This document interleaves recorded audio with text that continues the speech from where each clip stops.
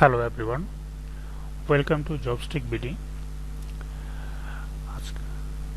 আজকে আমরা Microsoft power point নিয়ে আলোচনা করব।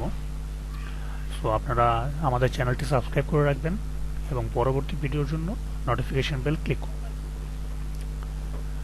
মাইক্রোসফট পাওয়ার পয়েন্ট বেসিক্যালি আমরা যখন কোনো প্রেজেন্টেশন দেই তখন ব্যবহার করা হয়। আপনার একটা প্রেজেন্টেশন কিভাবে আপনি সবার কাছে খুব অ্যাট্রাকটিভ ওয়েতে আপনি প্রেজেন্ট করবেন, তার জন্য মাইক্রোসফট পাওয়ার পয়েন্ট খুবই ইম্পর্ট্যান্ট একটা ব্যাপার।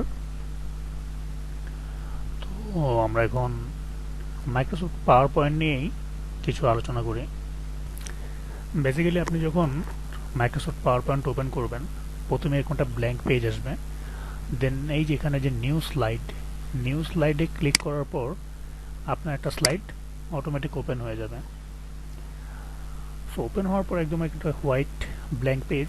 সো আপনি এটাকে আপনার নিজের ইচ্ছা মতো আপনি এটাকে লেআউটটা চেঞ্জ করতে পারবেন। সেক্ষেত্রে আপনি লেআউটে ক্লিক করে এখানে title and content, section header, two content, comparison, বিভিন্ন ধরনের আছে, আপনার সুবিধা মতো নেবেন।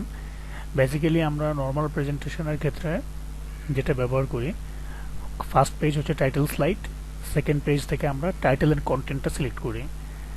টাইটেল স্লাইডটা যখন আমি সিলেক্ট করব, এই যে এখানে ব্যাপারটা এরকম আসবে, দুইটা বক্স। প্রথম বক্সে আমরা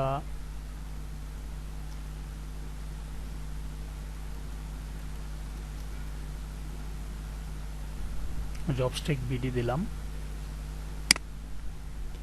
এরপর দ্বিতীয় বক্স থেকে আমরা এখানে দিলাম আমাদের আজকের টপিকের ব্যাপারটা, মাইক্রোসফট পাওয়ার পয়েন্ট। ওকে, সো সেক্ষেত্রে আমাদের প্রথম স্লাইডটা হয়ে গেল, যেটা আমাদের হেডিং দিলাম, টপিকটা নিয়ে লিখলাম। দেন সেকেন্ড স্লাইড থেকে আমরা আমাদের পাওয়ার পয়েন্টের বেসিকগুলো নিয়ে আমরা আলোচনা করতে চাই। সেক্ষেত্রে হয়তো আমি নিউ স্লাইডের এখানে ক্লিক করলে আমি যে টাইটেল অ্যান্ড কন্টেন্ট সিলেক্ট করলাম। ওকে, দেখেন আগের স্লাইড আর পরের স্লাইড দুটোর মধ্যে কিন্তু ডিফারেন্স আছে। ডিফারেন্সটা হচ্ছে আপনি এখানে হেডিং দিবেন, আর নিচে যে বড় বক্স, এই বক্সের মধ্যে আপনি একই সঙ্গে যে কোনো লেখাও লিখতে পারবেন, কোনো টেবিল অ্যাড করতে পারবেন, গ্রাফ অ্যাড করতে পারবেন, আপনি কোনো গ্রাফিক অ্যাড করতে পারবেন, কোনো ছবি বা আপনি মিউজিক, এভরিথিং আমরা অ্যাড করতে পারবো। সো এখানে যে কোনো, যেমন আমি একটা ছবি যদি এখানে অ্যাড করতে যাই, আমি এখান থেকে যে কোনো একটা ব্যাকগ্রাউন্ড ইমেজ নিলাম।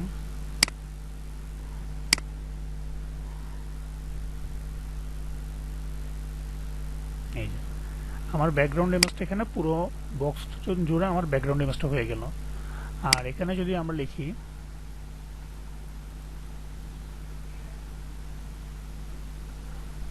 মাইক্রোসফট পাওয়ার পয়েন্ট,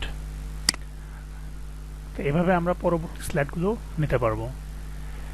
এখন হচ্ছে আমাদের উপরে দেখেন এখানে ট্যাবের মধ্যে কিছু অপশন দেওয়া আছে, home, insert, design, animation, slide show, review, view, কোনটার কি কাজ। ফার্স্টে যদি আমরা হোম থেকে শুরু করি, পেস্ট, কোয়াট, কপি, এটা আমরা সবাই মোটামুটি জানি।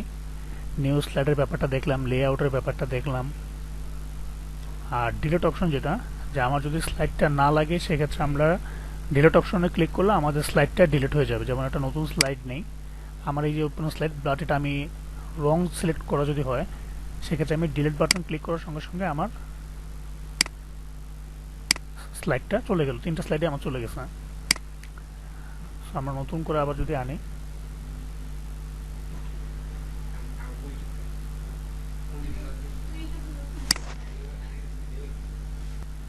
স্লাইড ডিলিট করলাম আমরা। এরপর এখানে আমরা চাইলে যদি দেই, এখানে ফন্ট থেকে আমরা ফন্ট চেঞ্জ করতে পারি, ফন্ট সাইজ চেঞ্জ করতে পারি, লেখাটা চাইলে বোল্ড, ইটালিক বা আন্ডারলাইন, যে কোনোটা আমরা করতে পারি। আর হচ্ছে এখানে আমরা লেখার কালারটা আমরা চেঞ্জ করতে পারি।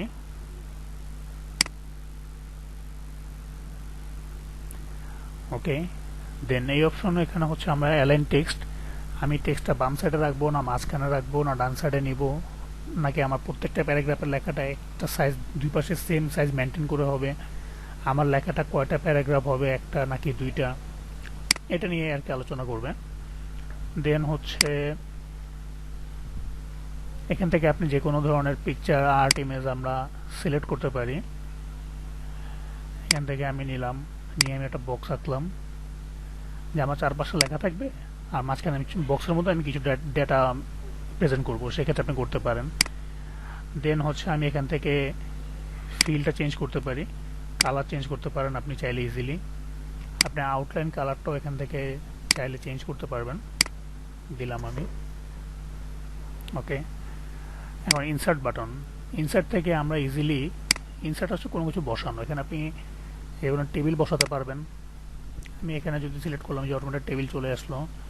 পিকচার একটু আগে করে দেখিয়েছিলাম, পিকচারটা ওভাবে আসবে। Clip art almost same. Photo album, আপনি একসঙ্গে অনেকগুলো ছবি দিতে চাইলে, কোনো শেপ স্পেসিফিকলি কোনো শেপ যদি আমরা দিতে চাই সেক্ষেত্রে আমরা দিতে পারি এভাবে।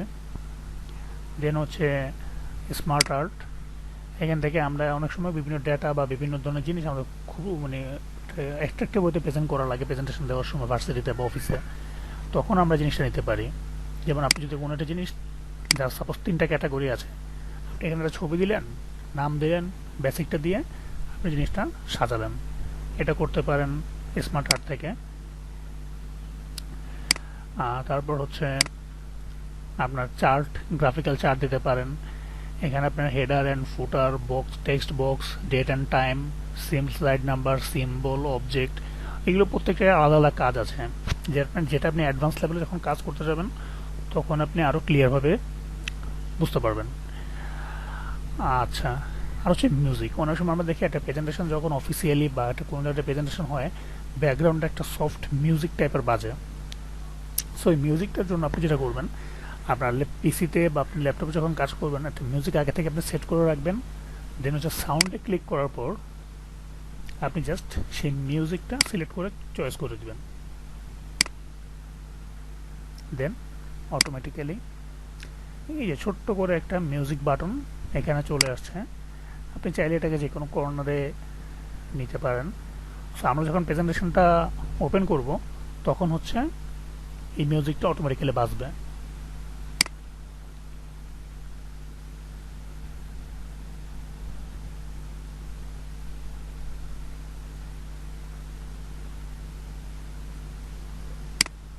ওকে, দেন আমরা সাউন্ড দিলাম। আমাদের ইনসাইড মোটামুটি শেষ।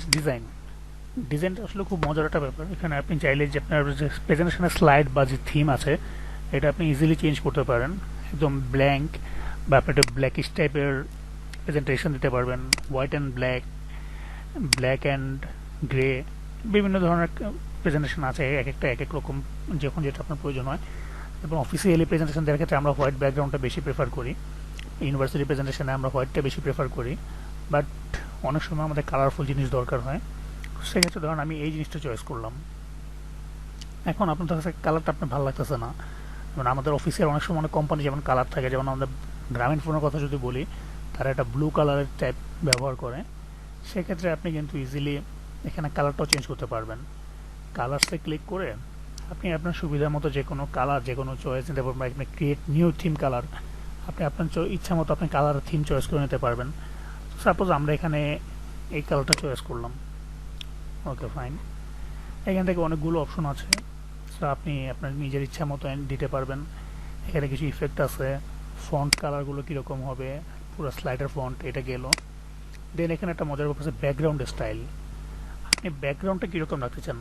যেমন আমাদের এখানে কিন্তু ব্যাকগ্রাউন্ডটা একদম ফুল হোয়াইট, সো আপনি কি এটাকে হোয়াইট রাখবেন নাকি অন্য কোনো সলিড কালার নেবেন। কিছু সলিড কালার এখানে দেওয়া আছে, আবার দেখেন ঠিক এখানেই আছে কিছু শেড টাইপের করা, লম্বা লম্বা শেড আছে, আর একটু গাঢ় শেড, বিভিন্ন কালারের মধ্যে শেড আছে, আবার এটা হচ্ছে হরিজন্টাল ভার্টিক্যাল কিছু শেড দেওয়া আছে, এইভাবে করা যায়। দেন ইনসার্ট বাটনের মধ্যে আরেকটা জিনিস যেটা ইম্পর্টেন্ট, স্লাইড ওরিয়েন্টেশন।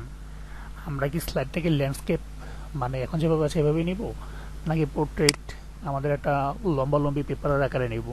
এটা অনেক সময় হয় কি আপনার দেখা গেছে আমাদের ব্যাংকিং বা যে কোনো ক্ষেত্রে যখন রিপোর্ট প্রেজেন্টেশন করতে হয় তখন একটু লম্বা সাইজের এটা আমাদের দরকার হয়, বাট তেমন বেশি হয় না, ল্যান্ডস্কেপটাই বেশি ইম্পর্টেন্ট। আপনি এখানে পেজ সেট আপ, আপনি এখানে চাইলে আপনার স্লাইডের সাইজ কতটুকু হবে সেটা আপনি চয়েস করে দিতে পারবেন। দেন নেক্সট অপশন হচ্ছে অ্যানিমেশন। অ্যানিমেশনটা হচ্ছে আপনার প্রেজেন্টেশন আপনি কত স্মুথলি, কত সুন্দরভাবে আপনি মানুষের কাছে তুলে ধরতে পারবেন তার উপর ডিপেন্ড করে। সো আমি যদি এখানে চাই, মানে ফার্স্ট পেজটা আমাদের, এখানে আপনি দিবেন স্লাইডটা কীভাবে আপনি স্ক্রিনে আসবে সেটার উপর ডিপেন্ড করে। একটা জিগজ্যাগ টাইপ, উপর থেকে নিচে নামলো, ডান থেকে বামে, বাম থেকে ডানে, উপরে নিচে, একটা রাউন্ড শেপের মতো ঘুরে আসলো। সো এটা আপনি আপনার চয়েস মতো, ইচ্ছা মতো দিতে পারেন এক্ষেত্রে অনেক। তবে হ্যাঁ, একটা জিনিস, যেটা কর্পোরেট বা অফিসিয়াল ইউনিভার্সিটি প্রেজেন্টেশনগুলোর মধ্যে বেশি জিগজ্যাগ না করে সিম্পল থিমের মধ্যে করার চেষ্টা করবেন, কারণ অনেক সময় এটা চোখের মধ্যে অনেক বেশি লাগে। যখন আপনি 20-25টা স্লাইড নিয়ে কাজ করবেন, তখন আপনার বারবার জিগজ্যাগ হওয়ার যে ব্যাপারটা থাকে, এটা হচ্ছে তখন চোখে লাগে, একটা নেগেটিভ ইমপ্রেশন হয় সবার মধ্যেই। যেমন এভাবে যদি একটা প্রেজেন্টেশন যদি এভাবে ঘুরতে থাকে, এটা চোখের মধ্যে অনেক বেশি লাগে। সিম্পল ট্রাই করাটাই বেটার। আপনি এখান থেকে চাইলে সাউন্ডটা আপনি এখান থেকে অ্যাড করতে পারবেন যে কি থাকবে।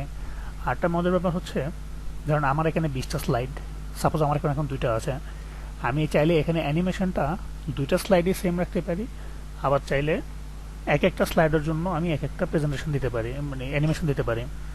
সেক্ষেত্রে প্রথমটা যখন আমি চয়েস করলাম এটা, সো আমি যদি এখানে এই যে অ্যাপ্লাই টু অলে যদি দেই, সেক্ষেত্রে আমার প্রত্যেকটা স্লাইডের জন্য সেম অ্যানিমেশন হবে। আর যেমন এখানে যদি আমি দেই ফুল স্ক্রিন দেই, আমার প্রথমটা এভাবে আসলো, সেকেন্ডটা এভাবে আসলো।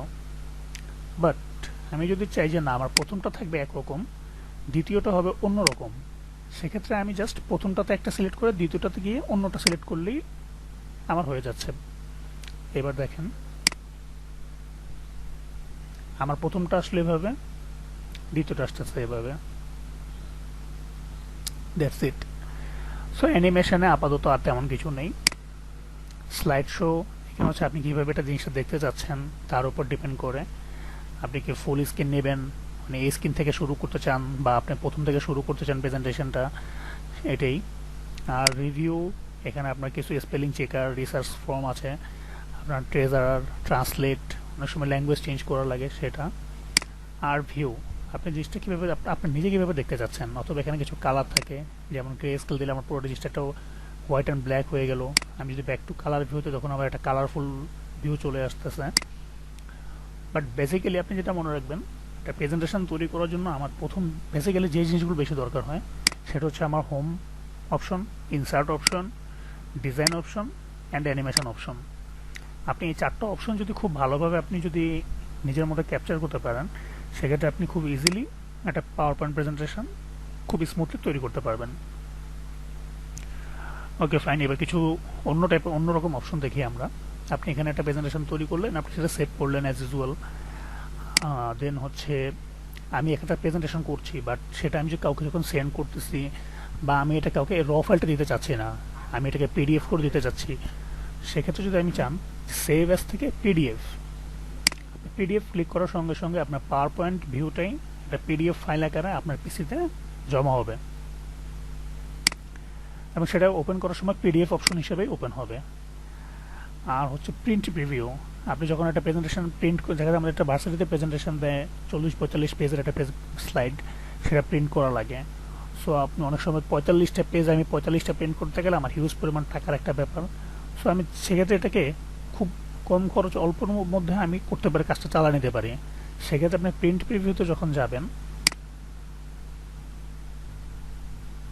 এখানে আপনি কিভাবে প্রিন্ট করতে চাচ্ছেন, আপনি কি প্রতি পেজে একটা স্লাইড নিচ্ছেন, পার পেজে 2টা স্লাইড, 3 স্লাইডস, 4 স্লাইডস, 6, 9 স্লাইড পর্যন্ত আপনি প্রতি পেজে দিতে পারবেন। বাট অ্যাজ ইউজুয়াল যেটা হয়, আমরা 4 স্লাইড পার পেজ এটা রেফার করি। সেক্ষেত্রে আপনি খুব স্মুথলি আপনি স্লাইডটা আপনি ইয়ে করতে পারবেন, মানে পড়তে সুবিধা হয় আমাদের জন্য। আর প্রিন্ট করার সময় একটা জিনিস খেয়াল রাখবেন, যেটা পোর্ট্রেট না দিয়ে ল্যান্ডস্কেপ অপশনটা দিবেন, তাহলে স্লাইডটা আর একটু বড় দেখাবে। দেন হচ্ছে আমি ক্লোজ প্রিন্ট প্রিভিউ দিয়ে, আপনি যখন ইজিলি দোকান থেকে আপনি প্রিন্ট করে নিতে পারেন, যে কোনো জায়গা থেকে প্রিন্ট করে নিতে পারেন।